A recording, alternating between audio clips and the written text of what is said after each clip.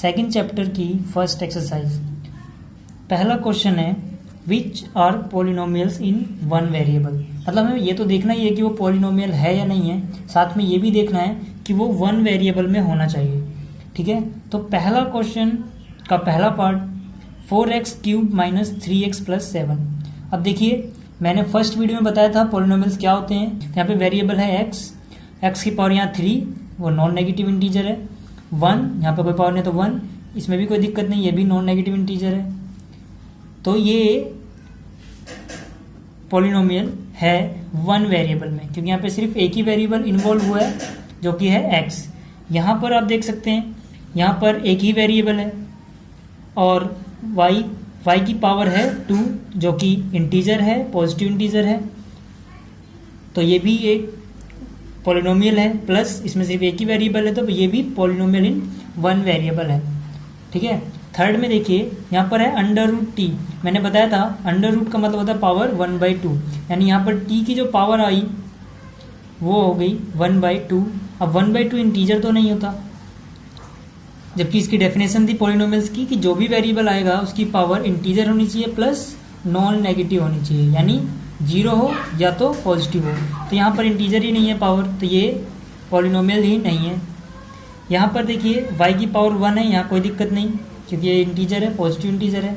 लेकिन यहाँ पर अगर हम y को ऊपर लाएंगे तो y की पावर क्या हो जाएगी, ये कुछ ऐसा नजर आएगा जब हम इसको ऊपर लाएंगे, y + 2, y को ऊपर लगे y की पावर -1। अब यहाँ पर -1 इंटीजर तो है, लेकिन ये नेगेटिव इंटीजर है, और नेगेटिव इंटीजर अगर पावर होगी किसी वेरिएबल की तो वो पॉलिनोमियल नहीं होगा, तो ये पॉलिनोमियल नहीं है। ठीक है, हमें रीजन भी लिखना होगा, आप लिख लेना जैसे मैं बोल रहा हूँ। अब यहाँ पर देखिए फिफ्थ पार्ट जो है, यहाँ पर x की पावर 10 पॉजिटिव इंटीजर है, y की पावर 3 ये भी पॉजिटिव इंटीजर है, t की पावर 50 ये भी पॉजिटिव इंटीजर है। तो ये पॉलिनोमियल तो है, ठीक है, बट वन वेरिएबल में नहीं है।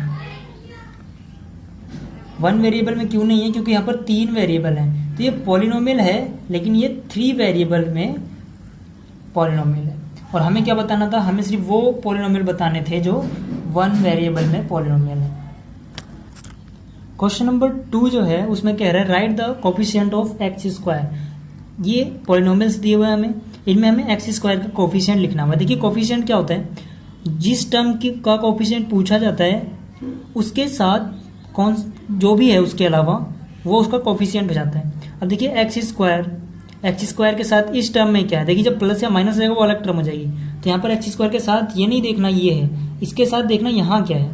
तो यहाँ पर क्या है, कुछ नहीं तो 1। ठीक है, तो इसका कोफिशिएंट हो गया +1। ऐसे ही यहाँ पर x² का कोफिशिएंट पूछा है, तो x² के साथ क्या है यहाँ पर -1, कुछ नहीं है तो यहाँ क्या है -1। तो जो इसका कोफिशिएंट हो गया, ये कोफिशिएंट था x² का कोफिशिएंट। ठीक है, यहाँ पर x² का कोफिशिएंट क्या होगा -1। यहाँ पर x² का कोफिशिएंट क्या होगा π/2। यहाँ पर x² का कोफिशिएंट क्या होगा, है ही नहीं है x²। जब x² नहीं होगा तो उसका कोफिशिएंट क्या होगा 0, क्योंकि आप समझ लीजिए कुछ ऐसा लिखा होगा। अगर मैं ऐसा लिख दूँ 0x² तो फर्क नहीं पड़ेगा, क्योंकि 0 की वजह से तो पूरी टर्म 0 हो गई। तो हम सोच सकते हैं कि x² इसमें दिख नहीं रहा है लेकिन है, बट उसका कोफिशिएंट क्या है 0 है। कोफिशिएंट को और अच्छे समझने के लिए आप ऐसा भी सोच सकते हैं, मान लीजिए एक क्वेश्चन और होता है इसमें 5x² y, अब इसमें +5 ये क्वेश्चन दिया होता और इसमें x² का कोफिशिएंट पूछा होता। तो अब देखिए x² के साथ और क्या है, x इस टर्म में से मुझे x² हटा देना है। x² हट गया, मान लीजिए खत्म हो गया ये, तो यहाँ क्या बचा 5y, तो जो कोफिशिएंट होता 5y। तो आपको समझ में आ गया होगा, कोफिशिएंट का मतलब है उसके साथ उसको छोड़ के, जिसका कोफिशिएंट पूछा उसको छोड़ के और क्या बचा वो उसका कोफिशिएंट है साइन के साथ। अगर यहाँ प्लस होगा तो प्लस, माइनस होगा तो माइनस। थर्ड क्वेश्चन क्या कहता है, इसमें हमें एक एग्जाम्पल देना है एक बाइनोमियल का जिसकी डिग्री 35 हो, उसके बाद एक मोनोमियल का एग्जाम्पल देना है जिसकी डिग्री 100 हो। तो इसका इनफाइनाइट आंसर हो सकते हैं। अब देखिए पहला क्वेश्चन का जो पहला पार्ट है एक बाइनोमियल लिखना है। अब कुछ भी लिख लीजिए जिसमें 2 टर्म आते हो, 2 टर्म होंगे तो बाइनोमियल बन जाएगा। मैंने पिछली वीडियो में बताया था मोनोमियल, बाइनोमियल, ट्राइनोमियल क्या होते हैं। तो इसमें 2 टर्म है तो ये बाइनोमियल बन चुका है। अब क्योंकि इसकी डिग्री 35 होनी चाहिए तो उसकी मैक्सिमम पावर लिख दीजिए 35, ये भी इसका आंसर है। ऐसे इसके और आंसर आप सोच सकते हैं, y की पावर 35 प्लस 9 या फिर x की पावर 35 प्लस 9x। तो ये सारे बायनोमियल होंगे जिनकी डिग्री 35 होगी। ऐसे ही अगले में क्या कहता है, एक मोनोमियल लिखना है जिसकी डिग्री होगी 100। अब कोई भी एक टर्म लिख दीजिए, मान लीजिए आपने 5x लिख दिया, उसकी डिग्री 100 होनी चाहिए तो 100 लगा दीजिए। तो ये मोनोमियल है जिसकी डिग्री कितनी है, 100 है। ऐसे ही आप और आंसर सोच सकते हैं इसके। क्वेश्चन नंबर 4 जिसमें हमें लिखनी है डिग्री, ठीक है। पहला question 5x³ plus 4x² plus 7x। अब देखिए यहाँ पर x की जो मैक्सिमम पावर है वही इस पॉलिनोमियल की डिग्री हो जाएगी। तो मैक्सिमम पावर कितनी है, 3, ठीक है। तो यहाँ पर जो डिग्री हो गई वो कितनी हो गई, 3, ठीक है। ऐसे यहाँ पर मैक्सिमम पावर कितनी है वेरिएबल की, कांस्टेंट की नहीं देखनी थी। 4 की पावर 1 है पर हमें कांस्टेंट की पावर नहीं देखनी। y की पावर मैक्सिमम है 2, तो यहाँ पर जो डिग्री हो गई वो हो गई 2। ऐसे यहाँ पर मैक्सिमम पावर कितनी है वेरिएबल की, t की पावर कुछ नहीं है तो क्या है 1, तो यहाँ पर जो डिग्री है वो है 1।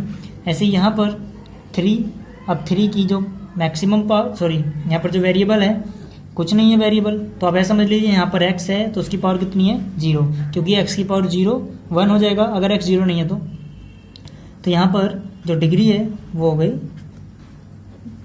0, क्योंकि यहाँ पर x की पावर कुछ नहीं है तो 0 है। तो आप ऐसा भी समझ सकते हैं कि वो पॉलिनोमियल जिनकी डिग्री 0 होती है उसमें वेरिएबल होते ही नहीं है, सिर्फ कांस्टेंट होते हैं। क्वेश्चन नंबर 5 में हमें क्लासीफाई करना है कौन सा पॉलिनोमियल लीनियर है, कौन सा क्वाड्रेटिक है और कौन सा क्यूबिक है। तो आप यहाँ देख सकते हैं इसकी जो मैक्सिमम पावर है वो है 2 और जिसकी मैक्सिमम पावर 2 होती है वो होता है क्वाड्रेटिक, तो ये क्वाड्रेटिक है। यहाँ पर मैक्सिमम पावर है 3, जिसकी मैक्सिमम पावर 3 होती है वो होता है क्यूबिक, तो ये क्यूबिक है। यहाँ पर मैक्सिमम पावर फिर से 2 है तो ये भी क्वाड्रेटिक है। यहाँ पर मैक्सिमम पावर 1 है, जिसकी मैक्सिमम पावर 1 होती है उसकी डिग्री 1 होती है और जिसकी डिग्री 1 है वो क्या होता है, लीनियर। यहाँ पर मैक्सिमम पावर 1 है यानी इसकी डिग्री 1 है तो ये क्या होगा, लीनियर। यहाँ पर मैक्सिमम पावर 2 है तो ये होगा क्वाड्रेटिक, क्योंकि इसकी डिग्री 2 हो गई। यहाँ पर मैक्सिमम पावर 3 है तो ये इसकी डिग्री हो गई 3, तो ये होगा क्यूबिक। इस वीडियो में इतना ही, मिलते हैं फिर अगली वीडियो में, तब तक के लिए गुड बाय।